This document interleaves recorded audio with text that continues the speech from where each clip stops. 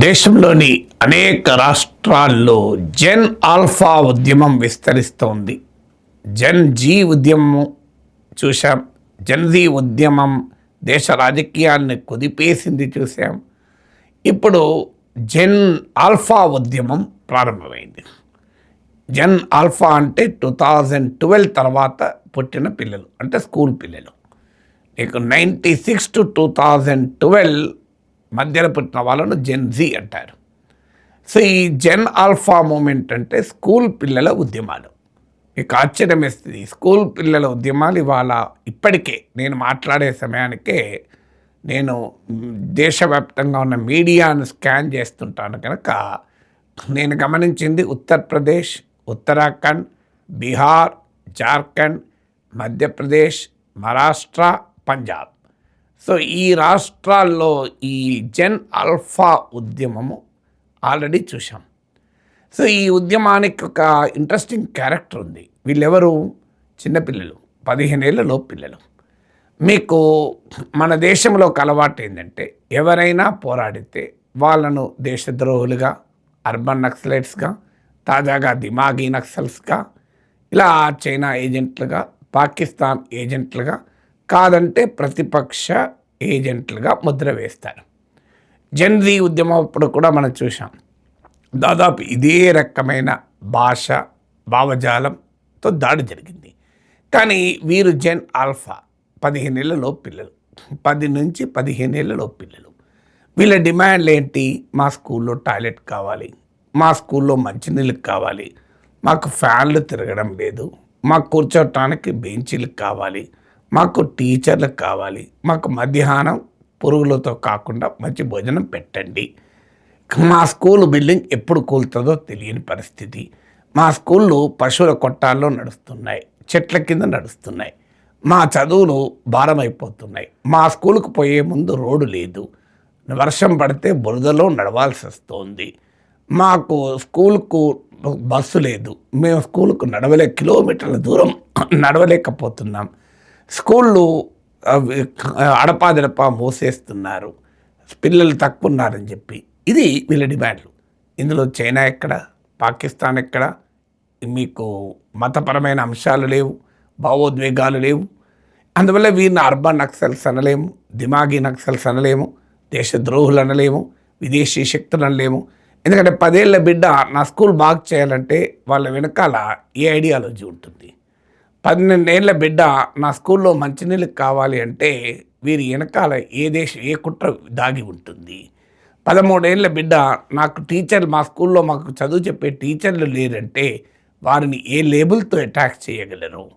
15 ఏళ్ళు కూడా నిండిన బిడ్డ మాకు రోడ్డు కావాలి అంటే వారిని ఏ రాజకీయ పార్టీ ఏజెంట్ అనగలం. అందువల్ల జెన్ ఆల్ఫా మూమెంట్ పైన రాళ్ళేసటానికి ఏది అవకాశం లేదు. అందుకే మీరు గమనించండి, ప్రభుత్వాలు హడావుడిగా కదులుతున్నాయి. జెన్ జీ ఉద్యమానికి 3 వారాలు పట్టింది విజయం సాధించాలి అంటే. మోర్ దెన్ 3 వీక్స్ పట్టింది. 23 వారాలకు పైగా నిరాహార దీక్షలు చేయాల్సి వచ్చింది.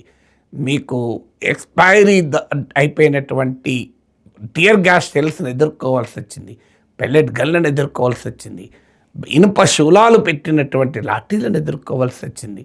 కానీ జెన్ ఆల్ఫా ఉద్యమం ఇప్పటి వరకు అదృష్టవశాత్తు ఈ ప్రభుత్వాలు ఇంకా క్రూరంగా మారలేదు కనుక వీళ్ళపైన లాఠీలు మోగలేదు, వీళ్ళపైన ఎక్స్పైర్ అయినటువంటి టియర్ గ్యాస్ పేలలేదు, వీరిపైన ఎఫ్ఐఆర్లు దాఖలు కాలేదు ఇప్పటి వరకు, వీరిని విదేశీ ఏజెంట్లుగా కేసులు పెట్టలేదు. ఎందుకంటే ఇది చేయలేరు కనుక. అందుకే ఉత్తరప్రదేశ్లో యోగి ఆదిత్యనాథ్ ప్రభుత్వం ఆదేశాలు ఇచ్చింది, ఎక్కడికక్కడికి డిఈఓలు, డిస్ట్రిక్ట్ మెజిస్ట్రేట్లు స్కూళ్ళకి వెళ్ళండి, సమస్యలు పరిష్కరించండి అని. యూపీలో కనీసం 7 సిటీలో అజాంనగర్, లక్నో, మీరట్, ఫతేపూర్, ఇలా అనేక నగరాలు జరిగింది. ఫతేపూర్లోనైతే ఆ ప్రొటెస్ట్ జరిగిన వెంటనే అధికారులు స్కూల్కి వచ్చారు, ఫ్యాన్లు బాగా అయ్యాయి, బెంచీలు వచ్చాయి. దాంతో మరింత ఉత్సాహంతో ఇతర ప్రాంతాల్లో పిల్లలు బయటకు వస్తున్నారు. అందువల్ల జెన్ జీ మూమెంటు ధర్మేంద్ర ప్రధాన్ రాజీనామా చేయించడంతో దేశంలో ఒక్కసారిగా ప్రభుత్వం అంటే భయం పోయింది, పోరాడితే విజయం సాధించగలనన్న విశ్వాసము కలిగింది. దాంతో కాక్రోచ్ జనతా పార్టీ ఇచ్చిన పిలుపు స్కూల్ టీ కరో అనే పిలిపిచ్చారు. దాంతో క్యాంపెయిన్ నడుస్తుంది. అందువల్ల మొదటి విజయం ఏంటంటే ఈ జెన్ ఆల్ఫా మూమెంట్ను లేబుల్స్తో ఎదుర్కోలేము.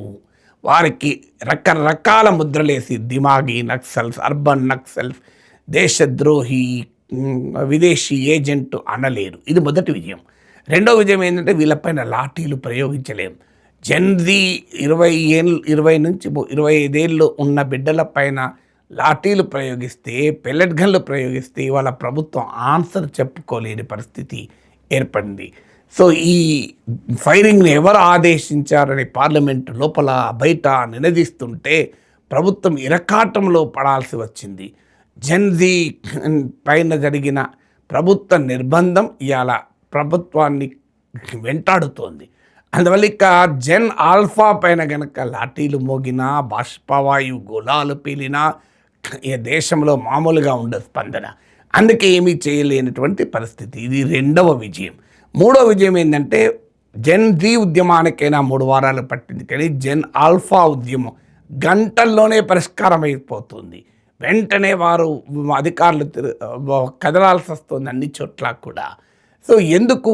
వారి ఉద్యమం సింపుల్ ఉద్యమం కనుక, వారి డిమాండ్లు చాలా సూటిగా ఉన్నాయి కనుక, వారికి ఐడియాలజీ లేదు కనుక, వారు ఇష్యూస్తోనే ముందుకొచ్చారు కనుక, వాళ్ళకు నాయకుడు లేడు కనుక, ఎవరో పిలుపు ఇవ్వలేదు కనుక, వాళ్ళ పిల్లలు తమంతట తాముగానే వస్తున్నారు. కారణం ఏంటంటే జెన్జీ ఉద్యమం ఇచ్చిన స్ఫూర్తి. ఇప్పుడు ఫతేపూర్లో అయితే జంతర్ మంతర్ ప్రొటెస్ట్లో పాల్గొన్న 12th క్లాస్ పిల్లలు ఇద్దరు వెళ్ళి అక్కడ ఉద్యమాన్ని మొదలుపెట్టారు. అందువల్ల అది మూడో విజయం. నాలుగవ విజయం ఏంటంటే స్కూళ్ళపై జరుగుతున్న ఈ ఉద్యమం పైన దాడులు మొదలయ్యాయి. దాడులు మామూలుగా కాదు. మీకు రాజస్థాన్లో కాక్రోచ్ జనతా పార్టీ అశుతోష్ లంకా ప్రతినిధి పైన దాడి జరిగింది. అది కావచ్చు కనీసం కాక్రోచ్ జనతా పార్టీ అనే దానిపైన. మీకు బెంగాల్లో జరిగిన దాడి అయితే మరీ అన్యాయం, మామూలు దాడి కాదు. బంకూరా అనే ప్లేస్లో వెస్ట్ బెంగాల్లో షేక్ అబ్దుల్ హఫీజ్ అనే కాక్రోచ్ జనతా పార్టీ వాలంటీర్ ఈ స్కూల్ టీ కరో అనే ప్రోగ్రాంలో భాగంగా స్కూల్కి వెళ్ళి ఫోటోలు వీడియోలు తీశాడు. తీసినందుకు ఆయన తండ్రి పైన భౌతిక దాడి జరిగింది. ఈ దాడి తమకు సంబంధం లేదని బీజేపీ చెప్తోంది. ఇప్పటికే 8 మంది అరెస్ట్ చేశారు. మీరు స్క్రీన్ పైన చూడండి, నేషనల్ మీడియా మొత్తం కవర్ చేసింది. కానీ మనం అర్థం చేసుకోవచ్చు ఎవరు దాడి చేస్తారని. నేను ప్రత్యేకంగా ఆరోపించాల్సిన అవసరం లేదు. స్కూల్ టీ కరో అని బెంగాల్లో స్కూళ్ళ ఫోటోలు తీస్తే ఎవరికి నొప్పి కలుగుతుందో ప్రత్యేకంగా చెప్పాల్సిన అవసరం లేదు. అందువల్ల ఆ భౌతిక దాడిలో ఆ షేక్ అబ్దుల్ హఫీజ్ అనే కాక్రోచ్ జనతా పార్టీ కార్యకర్త తండ్రి చనిపోయాడు. ఎంత హృదయ విదారకమో చూడండి. స్కూల్ టీ కరో అన్నందుకు తలలు పగల కొడుతున్నారు. స్కూల్ టీ కరో అన్నందుకు ప్రాణాలు తీసేస్తున్నారు. దానికి అంతటి క్రూరత్వాన్ని వ్యవస్థలు అధికారంలో ఉన్న వారు ప్రయోగిస్తుంటే ఆ షేక్ అబ్దుల్ హఫీజ్ మానవత్వాన్ని చాటుకున్నారు. ఈ క్రూరత్వానికి మానవత్వంతో సమాధానం చెప్పారు. ప్రభుత్వం నష్టపరిహారం ఇస్తానంటే నా తండ్రి చావుకు నష్టపరిహారం నాకు అవసరం లేదు, నా గ్రామంలో వరల్డ్ క్లాస్ స్కూల్ ఒకటి పెట్టండి నా తండ్రి స్మారకార్థం అని అడిగాడు. చూడండి ఈ మానవత్వం ఎలా ఉంది, ఆ అక్రూరత్వం ఎలా ఉంది, ఈ విలువలు ఎలా ఉన్నాయి, ఆ విలువలు ఎలా ఉన్నాయి చూడండి. ఇక్కడేమో మాకు ప్రపంచం వరల్డ్ క్లాస్ స్కూల్ కావాలి అన్న విలువ ఉంటే మా స్కూల్లో లేని టాయిలెట్లు బయటికి తెలియద్దు, మా స్కూల్లో లేని మంచినీళ్ళు ఎవరికీ తెలియద్దు, మా స్కూల్లో పురుగులతో అన్నం పెడితే అది బయటికి తెలియకూడదు, మా స్కూళ్ళలో బిల్డింగ్ ఎప్పుడు కూలిపోయినా ఎవరికీ చెప్పకూడదు, మా స్కూల్లో తిరగని ఫ్యాన్లు లేని బెంచీల దృశ్యాలు ఎవరికీ తెలియకూడదు, తెలపాలని ఎవరైనా ప్రయత్నిస్తే దాడి చేస్తాం. ఇదే రాజస్థాన్ నుంచి బెంగాల్ వరకు అధికారంలో ఉన్నవారు చెప్తున్నటువంటి సందేశం, ఇస్తున్నటువంటి సంకేతం. దాంతో ఇంకా ఎక్కువ ఇది దేనిని సూచిస్తోంది? ఎప్పుడు దాడులు జరుగుతాయి గుర్తుపెట్టుకోండి. ఎప్పుడు కేసులు మీద పెడతారు, ఎప్పుడు భౌతిక దాడులు చేస్తారు, ఎప్పుడు బెదిరిస్తారు, ఎప్పుడు ఆన్లైన్లో ట్రోలింగ్ చేస్తారు. నీ పొలిటికల్ సిగ్నిఫికెన్స్ ఉంటేనే వ్యక్తికైనా సంస్థకైనా ఇష్యూకైనా పొలిటికల్ ఇంపాక్ట్ ఉన్నదన్నప్పుడే ఈ ప్రక్రియ అంతా జరుగుతుంది. అంటే ఇవాళ కాక్రోచ్ జనతా పార్టీ ఇచ్చిన పిలుపు జన్ ఆల్ఫా ఉద్యమం రూపంలో స్కూల్ టీక్ కరో అనే ఉద్యమం ఇప్పటికే రాజకీయ ప్రభావాన్ని చూపుతోంది అనటానికి ఇది ఒక ఉదాహరణ. ఎందుకంటే వీరు ఇవాళ ఓటర్లు కాకపోవచ్చు, కానీ వీళ్ళ తల్లిదండ్రులు ప్రభావితమవుతారు, వీరి అన్నలు అక్కలు ప్రభావితమవుతారు, వీళ్ళింట్లో తాతలు అమ్మలు బామ్మలు ప్రభావితమవుతారు. అంతెందుకు, ఇవాళ 10వ తరగతి చదివే బిడ్డ రేపు 2029లో జరిగే ఒకే దేశం ఒకే ఎన్నికలో ఓటర్ కూడా అవుతాడే. సో అది భయం ఇప్పుడు రాజకీయ పార్టీలకు కూడా. అయితే ఇది అధికారంలో ఈ పార్టీ ఆ పార్టీ కాదు. నేను ఇంతకుముందు చెప్పిన రాష్ట్రాల్లో మీకు బీజేపీ పాలిత రాష్ట్రాలు ఉన్నాయి, ప్రతిపక్ష పాలిత రాష్ట్రాలు కూడా ఉన్నాయి. పార్టీ ఏదైనా, రాష్ట్ర ప్రభుత్వం ఏదైనా, కేంద్ర ప్రభుత్వం ఏదైనా ప్రశ్నించేటువంటి చైతన్యం ప్రజల్లో ఉంటే చేంజ్ అనివార్యంగా వస్తుంది. ఆ మార్పు కొరకే ఈ జన్ ఆల్ఫా ఉద్యమాన్ని మనం కొనియాడాలి. ప్రశ్నించడం కోసమే జెన్జీ మూమెంట్ను మనం కొనియాడాలి. ప్రభుత్వం అంటే భయం, నిర్బంధం అంటే భయాన్ని ఛేదించారు కనుకనే మనం వీరికి జేజేలు పలకాలి. ఈ ఉద్యమం ఆగదు, ఆగకూడదు కూడా. ఎందుకు ఆగదు, ఎందుకు ఆగకూడదంటే ఒక్కసారి సమస్య తీవ్రత చూద్దాం. దేశంలో ఈ భారతదేశ వ్యాప్తంగా ప్రభుత్వ లెక్కల ప్రకారం 2024-25 డేటా ప్రకారం 14.72 14,72,000 స్కూళ్ళు ఉన్నారు. ఇందులో 1 కోటి మంది టీచర్లు ఉన్నారు. మొత్తం విద్యార్థుల సంఖ్య 24.69 crore 24,69,00,000 మంది పిల్లలు ఉన్నారు.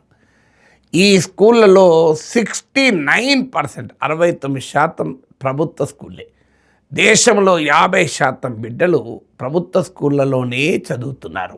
అంటే ఈ సమస్య గనక దేశవ్యాపితంగా ఆవరిస్తే, ఎడ్యుకేషన్ అనేది ఒక మేజర్ పొలిటికల్ ఇష్యూ అయితే రాజకీయ పార్టీల గుండెల్లో రైళ్లు ప్రయాణించడం ఖాయం. సమాజానికి కూడా ఒక గొప్ప లాభం జరుగుతుంది. ఎందుకంటే ఇంతవరకు ఎడ్యుకేషన్ అనేది పొలిటికల్ ఇష్యూగా ఏ ఎన్నిక జరగలే. అందుకే మనం కోరుకోవాలి ఈ జన్ ఆల్ఫా మూమెంట్ ఇంకా ఇంకా విస్తృతం కావాలని. ఇప్పటి వరకు నేను స్కూళ్ళ సంఖ్య, పిల్లల సంఖ్య, టీచర్ల సంఖ్య చెప్పాను. అసలు స్కూళ్ళు ఎలా ఉన్నాయో ప్రభుత్వ గణాంకాలే చూద్దాం. స్కూళ్ళలో చదివేలా చెప్తున్నారో కూడా ప్రభుత్వ గణాంకాల్లోనే చూద్దాం.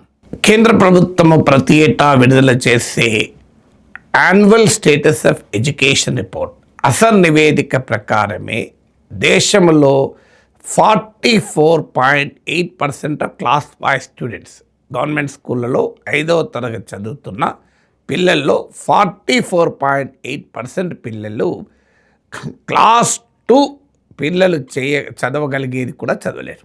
చూడండి ఎంత హారిబుల్. అంటే nearly 45% of the class 5 children cannot read a text book meant for class 2. అంటే రీడింగ్ అనేది ఒక ఇండికేటర్ ఎడ్యుకేషనల్ ఎబిలిటీస్కు. ఇక సింపుల్ అరిథమెటిక్ చేయగలిగేవారు హార్డ్లీ 25% మాత్రమే. అంటే మన లెర్నింగ్ అవుట్కమ్స్ ఎంత పూర్గా ఉన్నాయో మీరే చూడండి గవర్నమెంట్ స్కూళ్ళలో.